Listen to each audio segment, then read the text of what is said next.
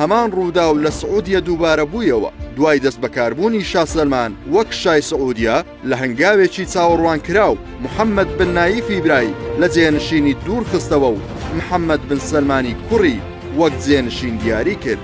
دوای ئەوەش لە هەڵمەتێکدا لە ناوخۆی بنەماڵەکە محەممەد بن سەلمان محەممەد بن نایفی خستە زیندانەوە. لە قەتەریش لە کودەتایەکی سپیدا بەسەر حەمەد بن خەلیفە تەمیم بن حەمەد باوکی ناچار کرد بە ڕادەستکردنی دەسەڵات.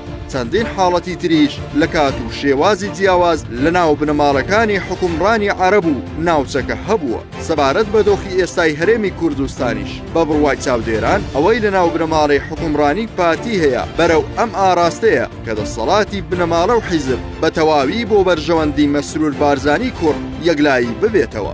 حاڵەتەکەش بڕوونی لە دوای دەست بەکاربوونی مەسرور بارزانی لە سەرۆکایەتی حکوومەت هەستی پێکرا بە دوورخستنەوەی زۆرینەی بەرپرسە نزیکەکان لە نێچیروان بارزانی و دانانی کەسانی نزیک لە مەسرور بارزانی. دیارترینیان نەوزاد هادی و کەریم شنگاری بوون کە گواسترانەوە بۆ سەرۆکایەتی هەرێم.